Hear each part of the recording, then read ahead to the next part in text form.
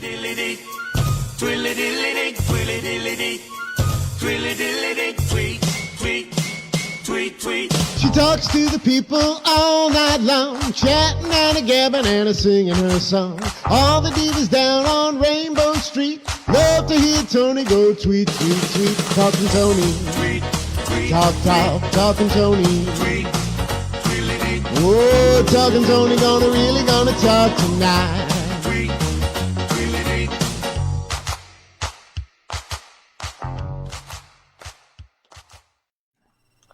Hello, welcome to Talking Toni. I'm Toni Holmperm, the singing diva of Long Island, and I want to welcome you all to my little show here where I get to talk to some of the many, many, many fabulous people that I know or that I have or I'm getting to know.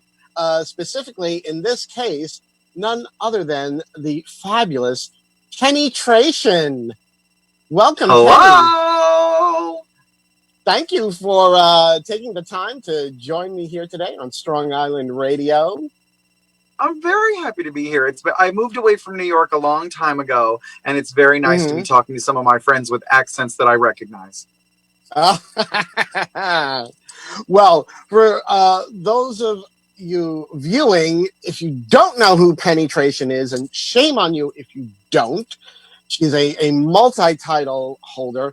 She was a contestant on RuPaul's Drag Race season 5, and more importantly, most interesting to me, she is a drag wig stylist extraordinaire. You're rocking one of your extraordinary wigs today for us, I see. This is one of our oldest friends. She's been with us for a very, very long time. We call her Shake and Go. Shake and go. Yes. I love it. I love it. So, Penny, let me ask, because I have no clue. How did you get started in drag? Or specifically, how did a nice Jewish girl like you end up with a wig on her head like this? Well, I was a cute little boy, and the folks at the bar thought it'd be a really great idea. We could raise a lot of money for our local AIDS service organization by putting me in drag. And it was for my 21st birthday, and they said, "Oh, we're going to put you in drag." And then I was the cute little boy that they then all of a sudden turned into this hideous little drag queen, but it went over so well that 6 months later, I got to do it again. And then 6 months later after that, for my 22nd birthday, I got to do it again. And then it's been pretty much nonstop since that day. It always ends up that way, right? That you think, I'm just going to do it one time. No, it's a vortex. Yeah, it's like, you try to get out and they just keep pulling you back in, right? Drag decides whether you're going to be a part of it, not the other way around. That's pretty much true. That's very true. I started in a similar fashion. I was in the Long Island Gay Men's Chorus, and we were doing a drag cabaret fundraiser, and I was just like, sure, I'll throw on a wig and some lipstick if it helps to raise money. And right, 3 years later, still got Bam. the wig and the lipstick on. I know. That's right. Is that why you married Frank? Is that the only reason that brought you? Oh no. Oh heck no. We've been together since like 2003. I mean, really? we were together a long time before I even started doing drag. Oh really? Wow. Oh yeah. Was Frank? I mean, we're all talking about your husband now. Was Frank a hairstylist the whole time?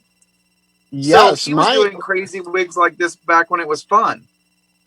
No, he was doing real people's hair. He that's overrated. He trained, way back in the day. He was doing like the old school, like roller sets and everything. And then he actually worked for Vidal Sassoon in the 70s. In the city. So, I mean, and thank God I'm one of the few drag queens in quarantine right now. I can still get my boy haircut as well as getting my drag wigs done, because he's a hairstylist. I'm lucky under all this ridiculous plastic hair that I'm completely bald. I do my hair twice a week. Oh, Some of us are fortunate and some of us are not. What can I say? I can grow hair everywhere but on top of my head. I hear that as I see the hair on top of my head slowly fading away. It drips off onto other parts of your body. I don't know why, but it does. It's like you're like, why is it going thin up there, but it's popping up somewhere down here? Just it's an avalanche. It falls off and hits places. It's terrible. I know.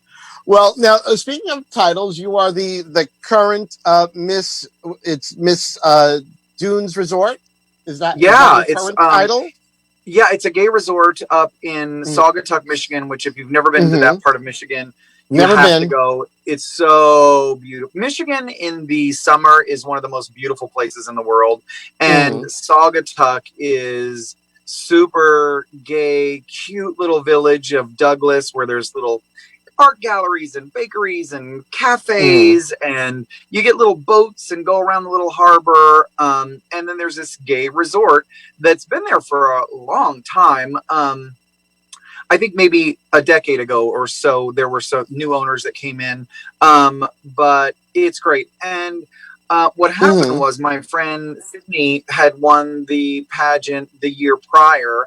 And we spend a lot of time talking about our gay spaces and how if we want them to stick around, we have to support them. True. And when she was stepping down and I was trying to do a little put your money where your mouth is and stop giving all this lip service to support the spaces without actually doing it. So then I thought, well, I got to do this pageant. I mean, and that was the entire platform that I presented was we have to support these spaces if we still want them to stick around. And then I won. Very true. You know, that's even better. Yeah, and then I won. I mean, I was like, now what do I do? So I got to spend the whole summer in Saugatuck, which is incredible. It's an incredible place to spend a summer. It's kind of like if you live in the city and you're summering out on the island, that same sort of thing. For folks who live in New York, that makes perfect sense. For other people who may be listening, it doesn't. But Saugatuck is our go out to the island for the summer sort of feeling. Okay, so sort of like the Midwest Fire Island, or? Yeah. I mean, kinda. It is because it's got the dirty parts too. Oh, good. So I guess it's very similar. All the clean parts, dirty parts. It's all good. It's all good. No, very not. You go and have a cafe, do something silly in the woods. It's the same. Of course, absolutely the same. But then, of course, the COVID happens, and we were supposed to have the pageant back in the middle of April. And then we tried to reschedule it.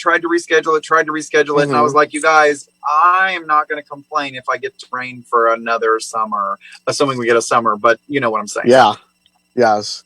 And I saw, was there a bit of controversy about your reign continuing? Probably. I mean, I don't know.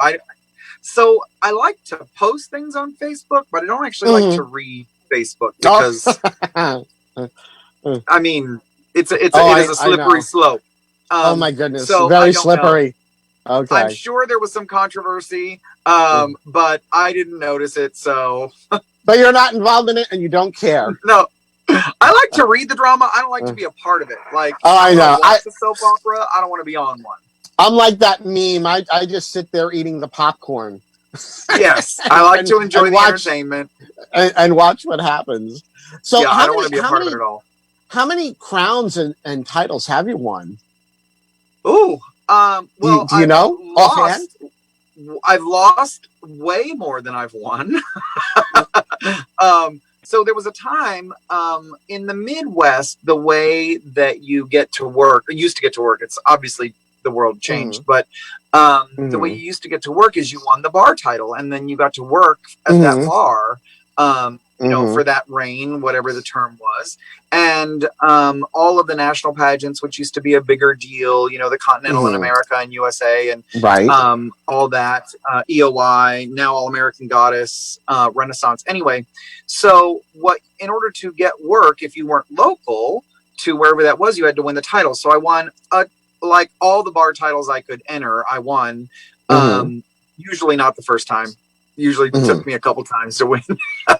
But that's the way we got work, you know, and then we would do little tours around. I won about a decade, I guess it was just my 10-year anniversary of winning Miss Ohio Gay Pride, and we were going to go on to take that to Miss Ohio National Pride, but then it didn't come together the way they had hoped, so we didn't pursue that. And then I won pretty much every title in Ohio, the All-American Goddess, Ohio EOY, all the different bar titles, when that was important. And then that kind of wasn't important anymore. So after I came back from New York, I started working at a club called Adonis, which was our version of a giant nightclub with a big dance floor and a cabaret room off to the side. And I was there for 5 years before we opened the cabaret above Below Zero Lounge downtown. And I was there until 2000, 4 years ago, so 16 or 17, and then have just literally been doing almost exclusively brunch because it's awesome. Oh yes, I've done a few brunches, and this is in Ohio, Cincinnati, correct? Ohio, but the general area. So the great thing about Cincinnati is it's right on the border between Kentucky, Ohio, and Indiana. So Indianapolis, Columbus, Louisville, Lexington, Chicago's only 4.5 hours away. Everything's really central to where we are. So it's easy to go to a bunch of different places and work. Oh, that's good. There was. I mean, was easy. Yeah, what? Yeah. Well, I keep saying is. Who knows? It will be again. We have to think positively. Positive. We have to think. I agree. We have to think positively. So so back in the day, that was very important to win a title, right? Yeah, what your titles were it was literally how you got work. I mean, you could sometimes work at a local bar, but the pay was almost always bad. And when this was something that like I took on as a career at one point, then that's how you got to work. You had to go win the pageants and, put 3 drag queens and 3 drag queens worth of drag in a Toyota Corolla and drive, 4 hours and do a loop for a week. It was great. Glamorous, as they say. Oh yeah, really. Having a problem with my one side of my headphone. It keeps falling out. I don't know why. One side of your head is not working properly. The one side is, I'm a drag queen. I shouldn't just crazy glue it in. I mean, stick it in. That's what we do. I just throw some, crazy glue on there, make it stay. You've obviously you've won quite a number of titles and crowns, and from there you then went on and correct me if I'm wrong. Are you not the only contestant that they got on Drag Race because you won the fan favorite online contest? I don't think they ever did it before or after. They tried it one more time, but it didn't go very well. And as far as I know, and I'm sure there are Drag Race super fans out there who can correct us because they know all. I was the only one to win the fan vote. Yeah, there are some. They know. Right. They will correct us immediately if we're wrong. But it was crazy. It was crazy when we started it because it just started as I had auditioned before and I couldn't get through the audition process. I mean, I couldn't get further than, the initial stages of the audition process.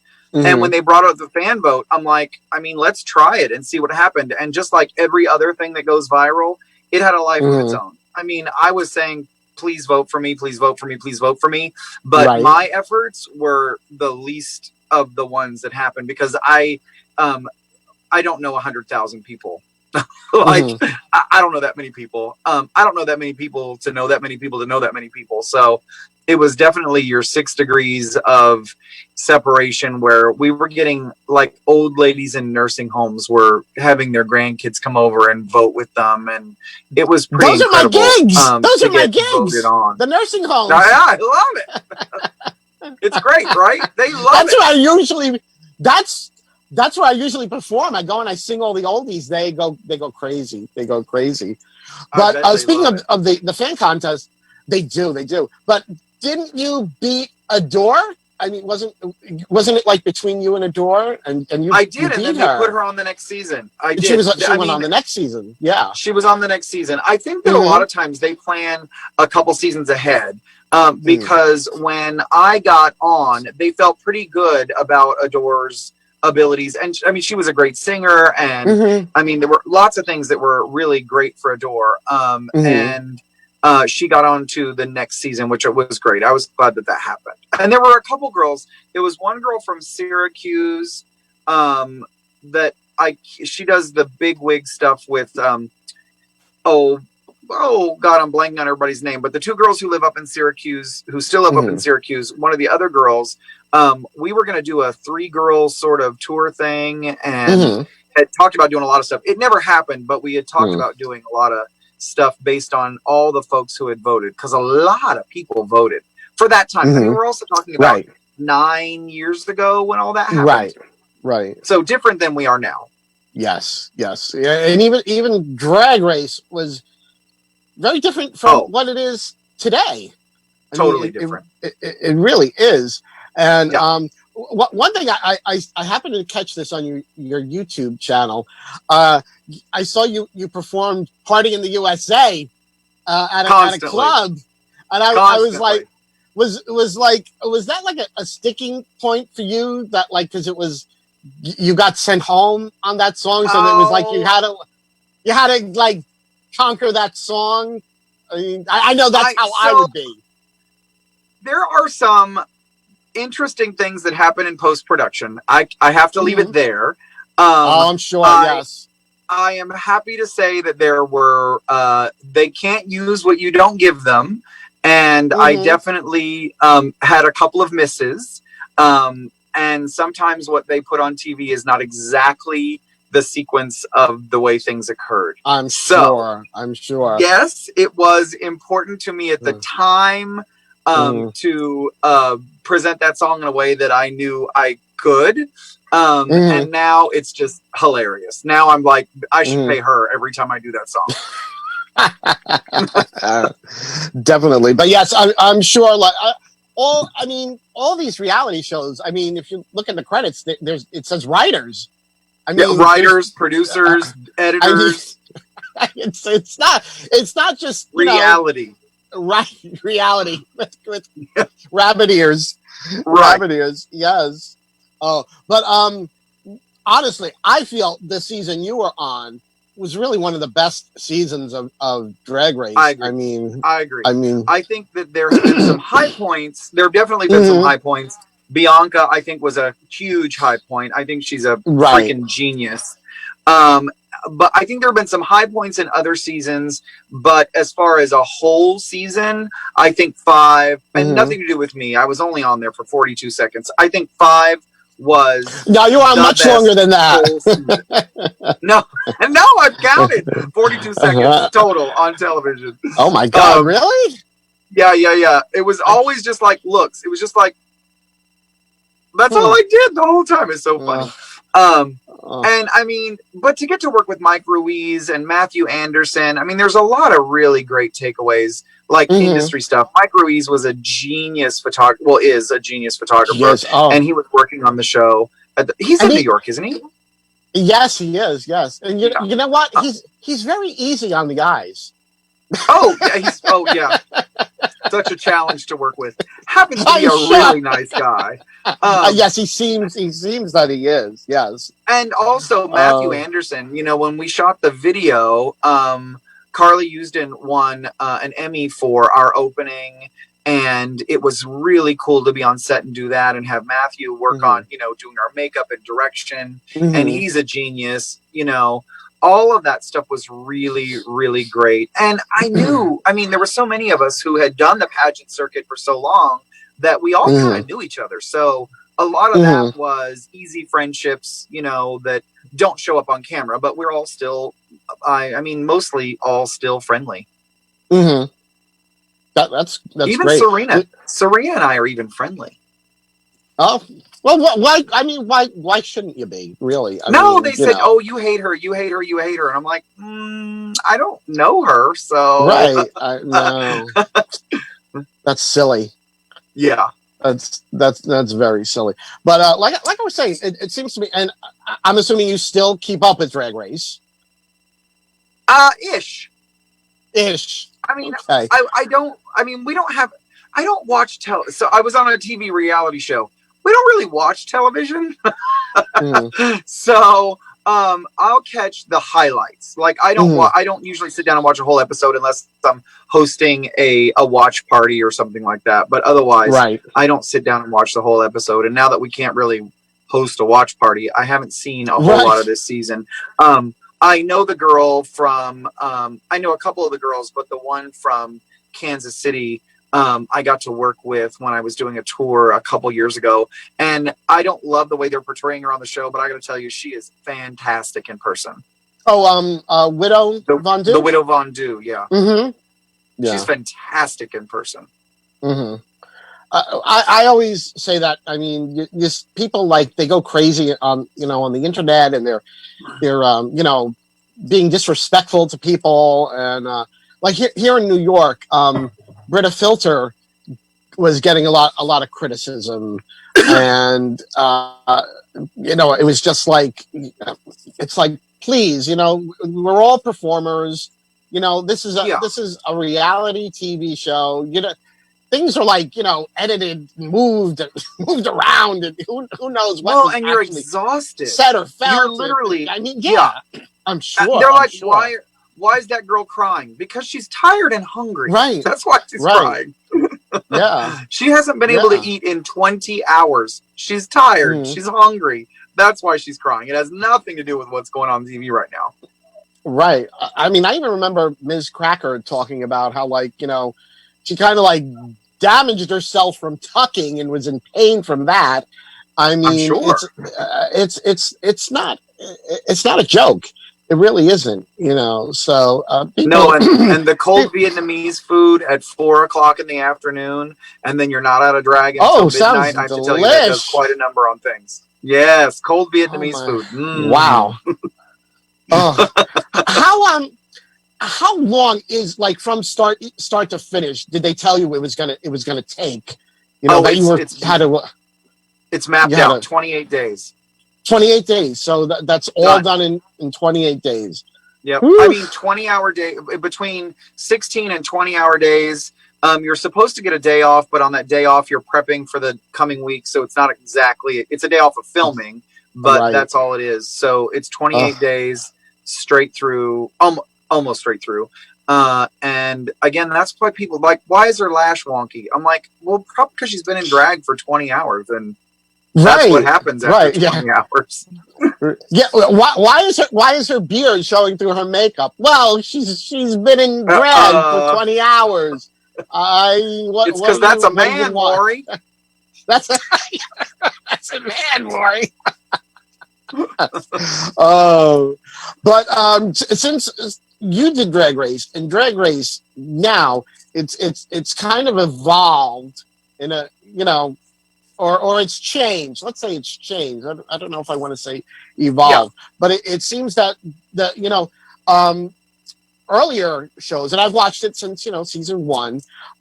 We had a lot more of old school queens, pageant queens, and it seems starting with the past few seasons. Now we're seeing like these more eclectic queens.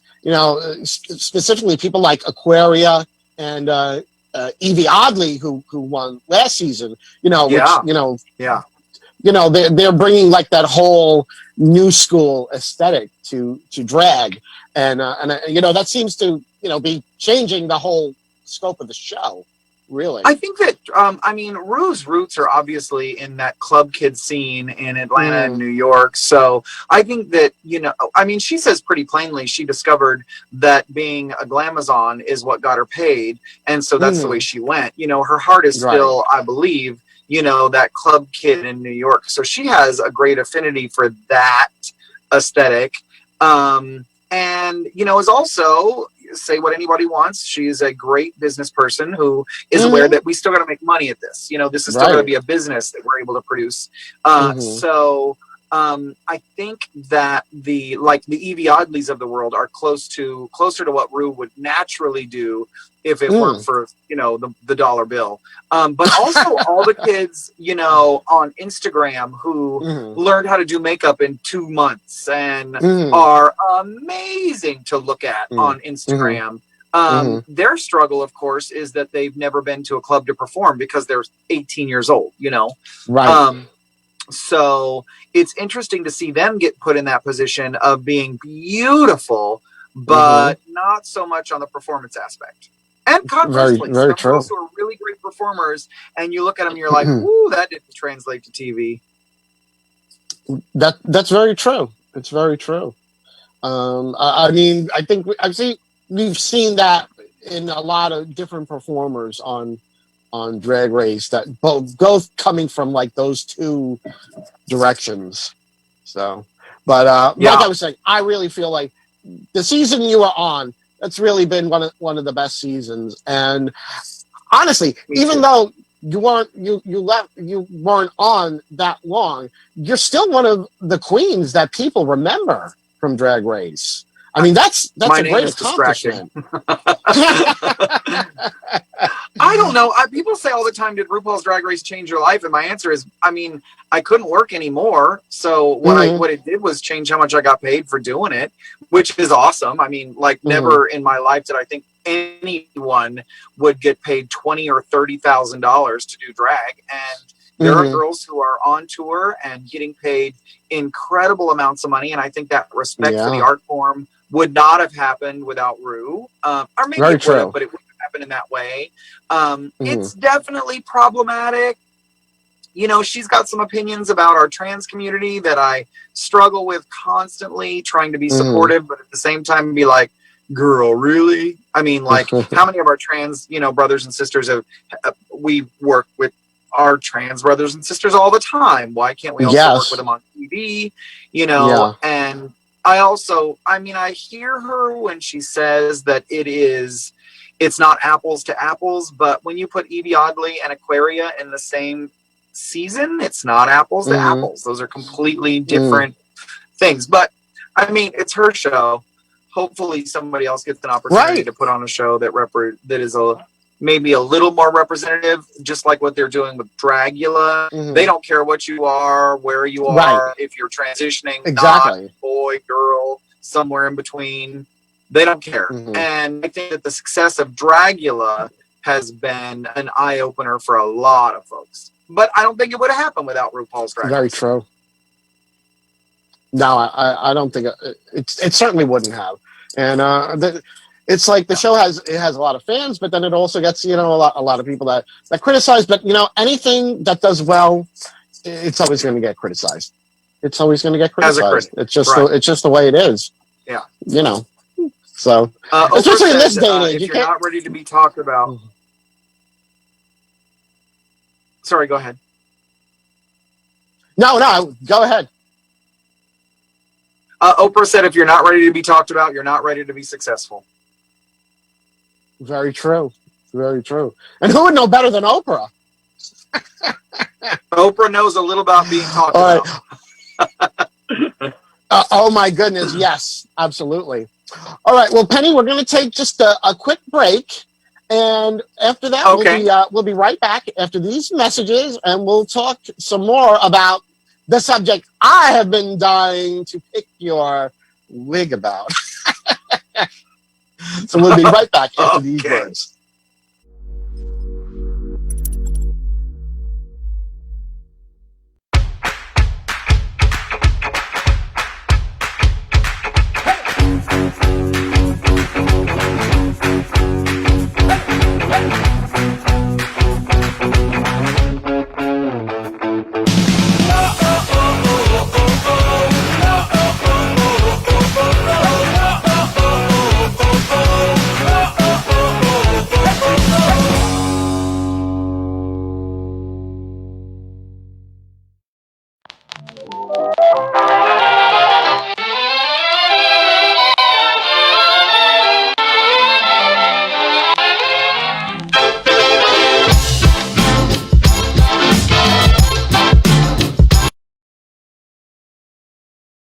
How's that?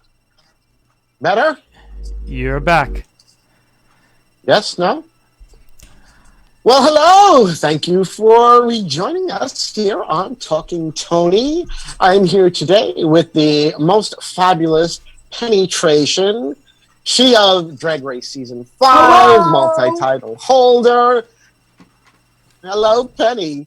And she's joining us today from Ohio, Cincinnati, to be exact. Cincinnati, Ohio. Cincinnati, Ohio.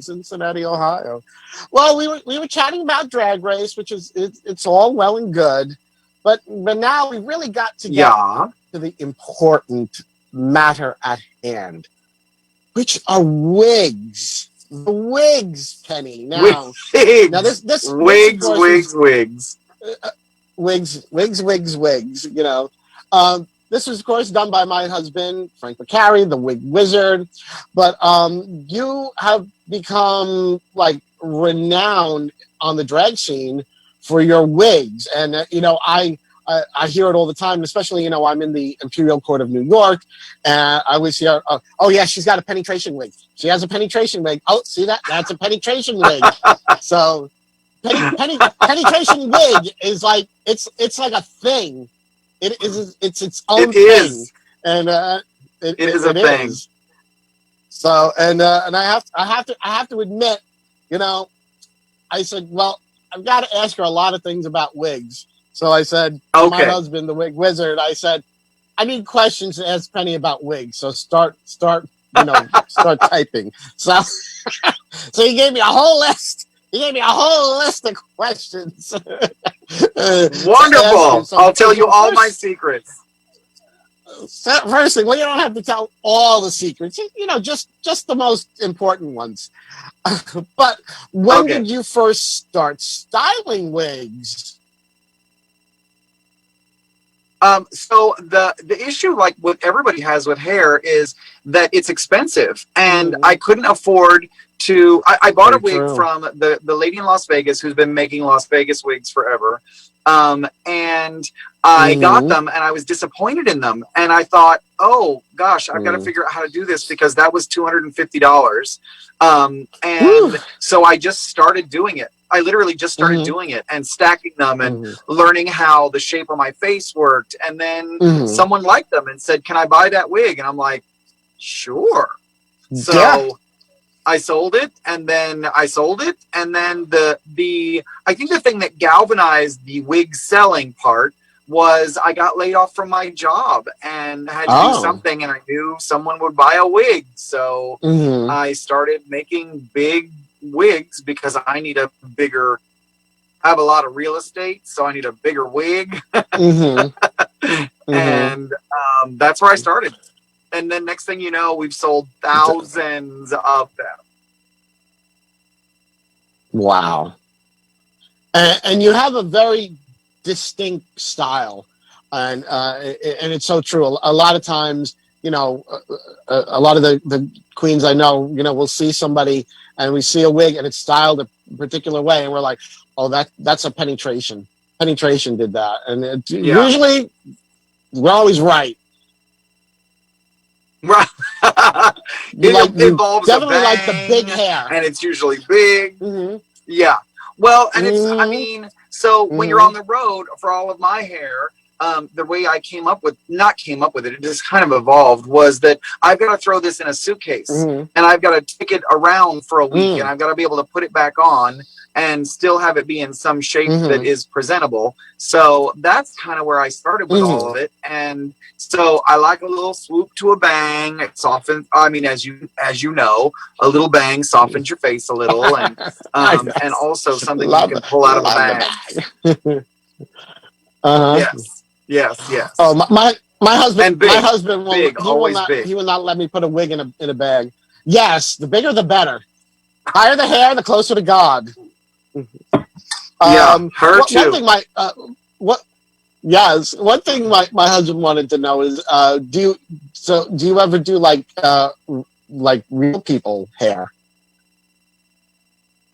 No, as a matter of fact, I try and not use human hair at all because it requires care, and plastic doesn't require nearly as much care. Very true. Very true. Yeah. See, my husband, because he, trained. Yes, my husband, since he trained as a hairdresser, he actually still does real live people. That the real head and everything. Well, not now because we're all in quarantine. Do you ever do it's wigs sparkling for isolation? Yes, I know. Do you ever style wigs for somebody who is not a drag performer?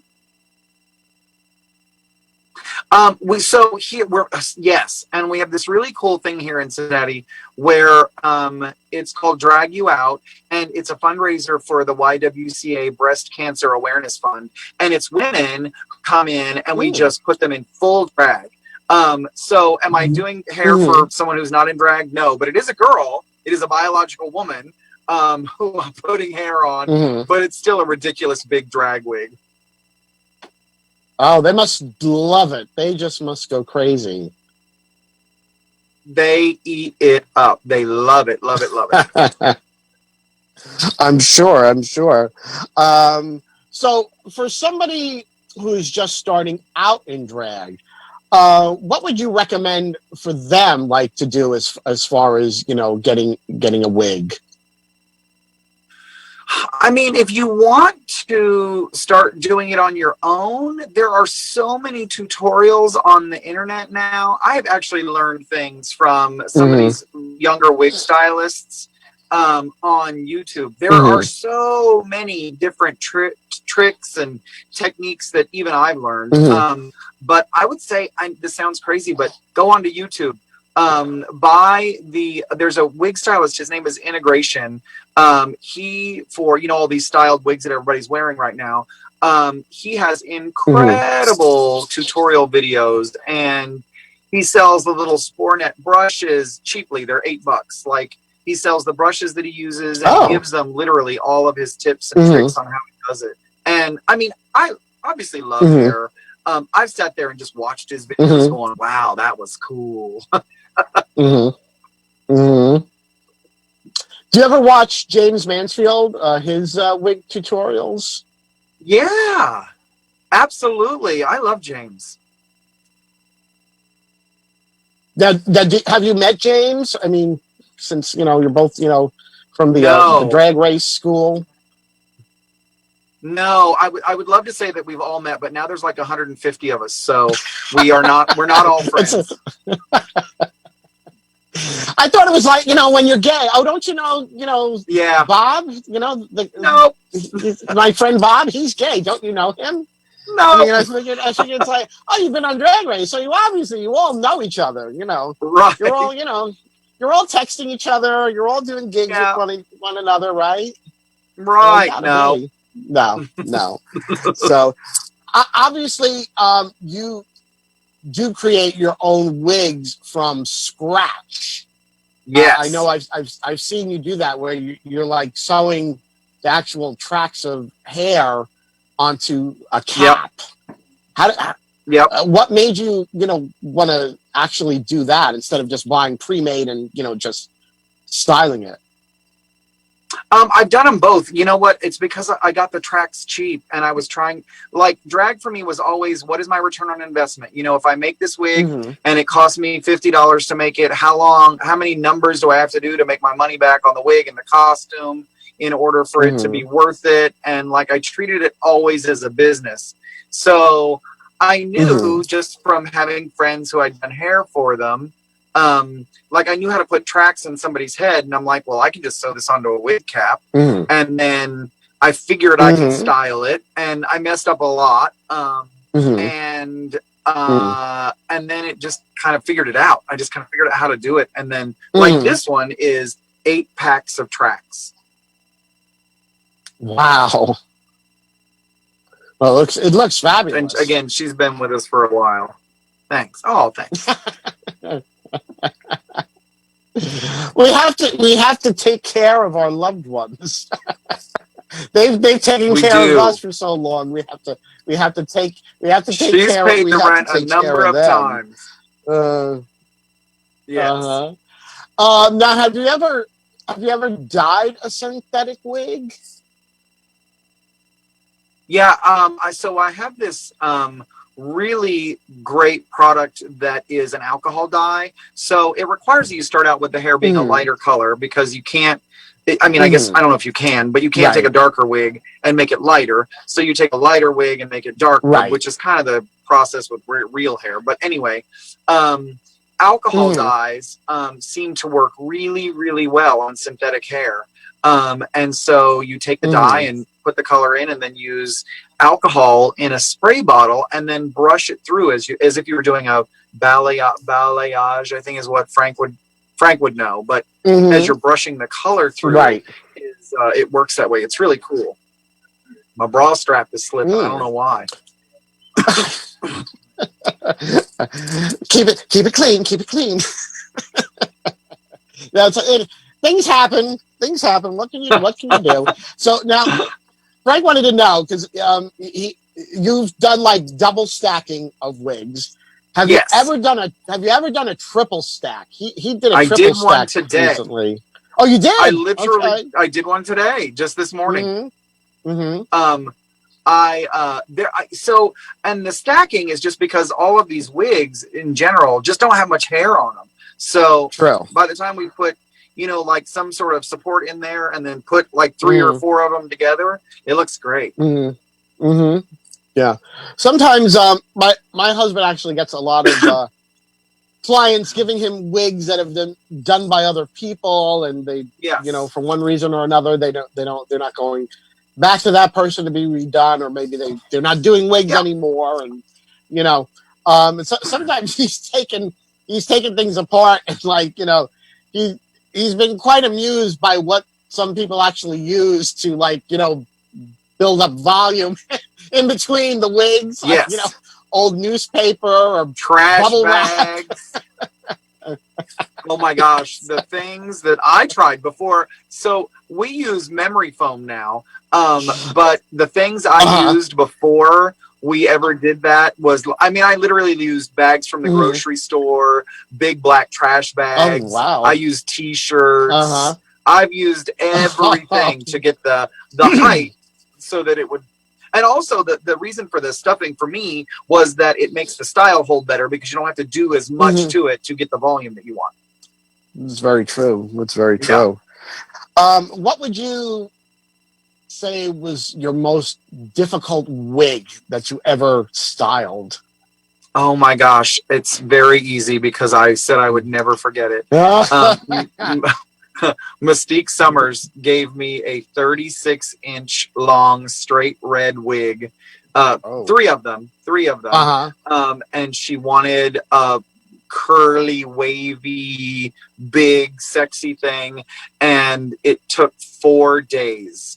Wow! Not counting the curling, not counting the rolling, the setting, the steaming, none of that. Once I was done with all of that sewing and construction piece, it took 4 days to style it, and I cussed her every day. I sent her a text message cussing her every day. I'm sure it looked fabulous though when it was done. Oh, it was beautiful. It was that red color, that everybody loves. That it was red, but it wasn't Crayola. It was just that red color. Well, you're old enough to remember when people would say fire engine red was the color they wanted that Mustang or whatever. Right. So it was just that red color that looked great on everybody. And it was beautiful when it was done. But my shoulders, I had to go to the chiropractor. It was terrible. Wow. That's an intensive wig styling. It was a lot. It was a lot. Did you tell the chiropractor, my shoulder is so so sore from styling this wig? I say all the time, I got wig elbow. Not tennis elbow. I got wig elbow. My husband always complains that his feet hurt from standing because he stands up and he doesn't sit down. Oh, really? To do the wigs. He likes to stand. Yeah. Oh, so, I sit now. I've got a whole setup where I'm sitting. Yeah. Well, I guess he's used to his days at the salons like Sassoon and all them where you stood and worked on a client. There was no, Yeah. sitting. You don't sit and work on a real person's hair. So That's the good thing about wig heads. They can't complain. that is so true. He used to do a lot more real clients, and now most of his clients now are the wigs, which he prefers because he can do them, early in the morning, or if he really wants to do something at night, he can do it.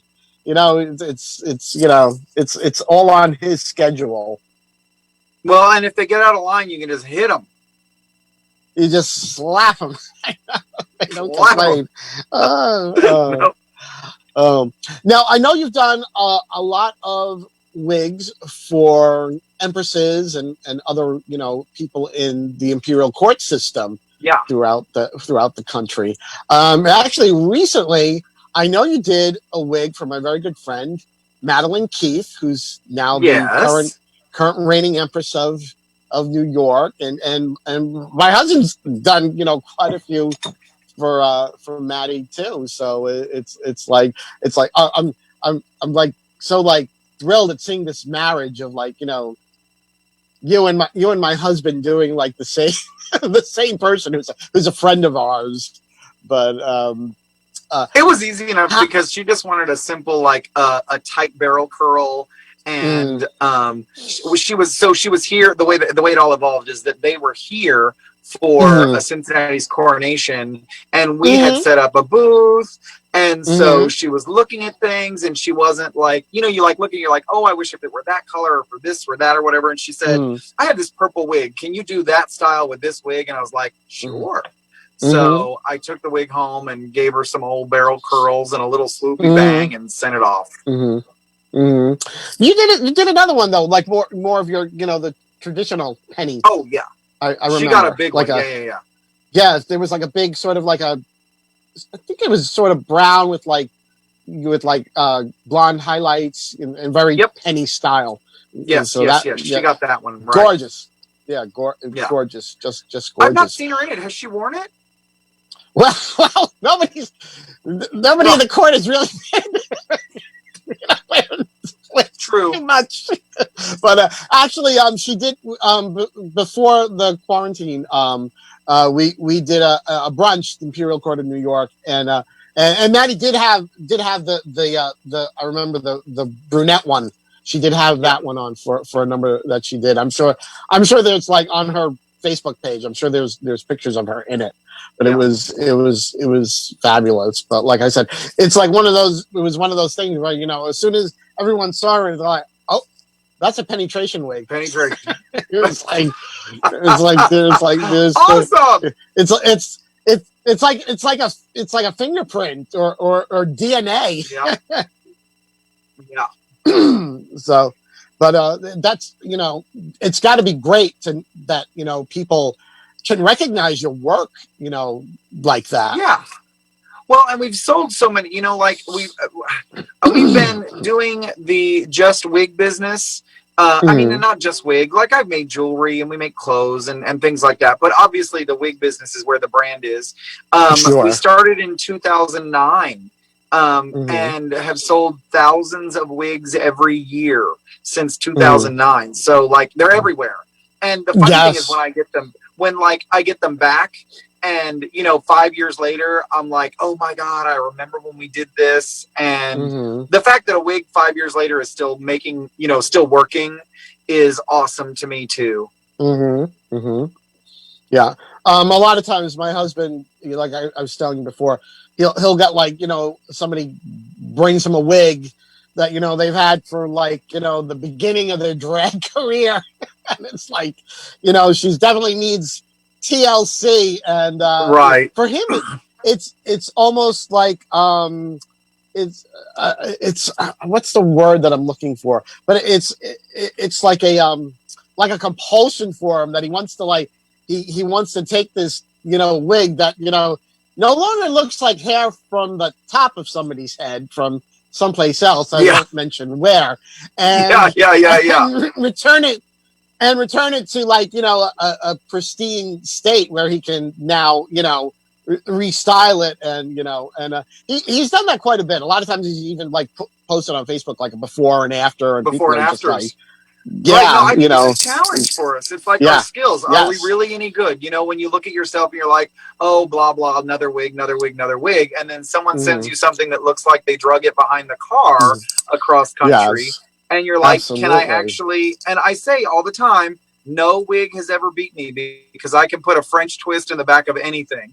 And, but no wig has ever beat me. I say that, but the truth is, I'm like, is there a wig that can beat me? Like, can I bring this back from the dead? And, usually it's yes. And it's a very validating feeling to know that you do have some skill. And I'm sure Frank feels that way too. Cause when he's done, he's like, look. Yeah. Very, very true. I think very early in his career, somebody had given him, it was a very good friend of ours who is a drag queen, and gave him this one wig it was very, very old, and he actually messed it up, like cutting it, and this was like one of the very, very first wigs that he ever started working on, and he was like, he felt horrible about it. He called our friend. He was like, oh my God, he's like, I have to tell you something. I don't know how to tell you this. And our friend was like starting to panic, thinking that like, oh my God, did something happen? Did somebody die? And he's like, a wig. I was trimming the wig and I accidentally, cut it and it's not right. And he was like, oh God, don't worry about it. That thing was like 20 years old. It's like, but he was like devastated, and and that's the only one that I ever really remember that he actually had made a faux pas.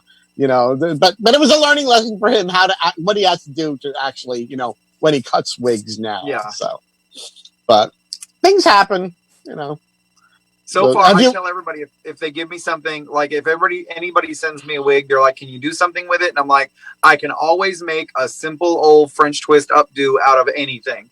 I can't promise more than that because I don't know. Right. Like, what have you done with this thing? Very, very true. Yeah.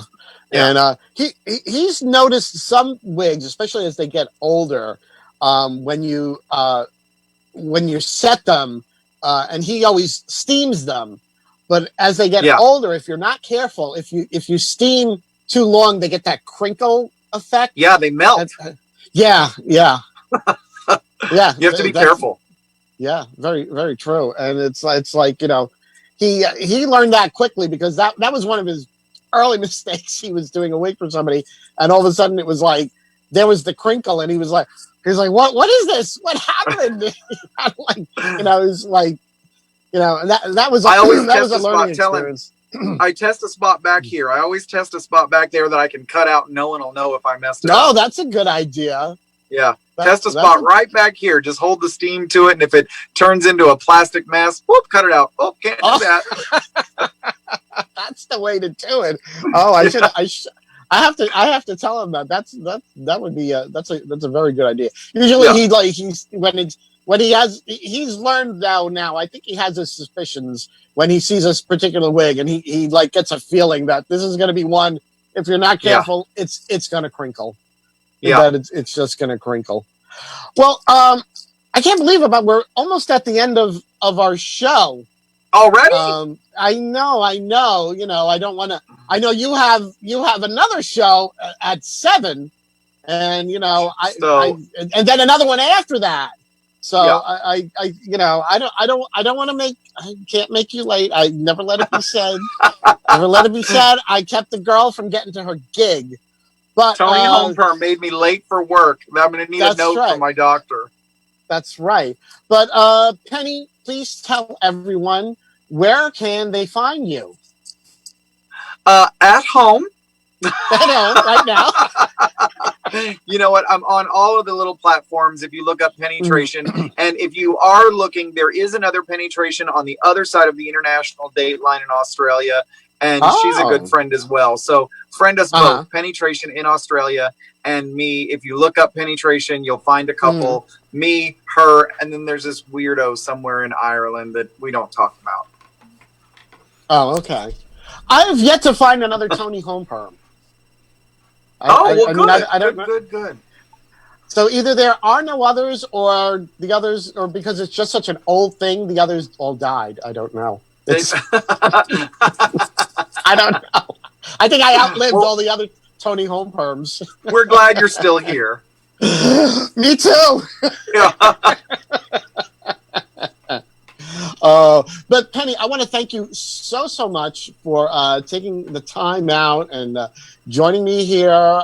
This has been, so wonderful, and I'm such a big fan of yours, of everything that you do, whether it's performing, styling wigs.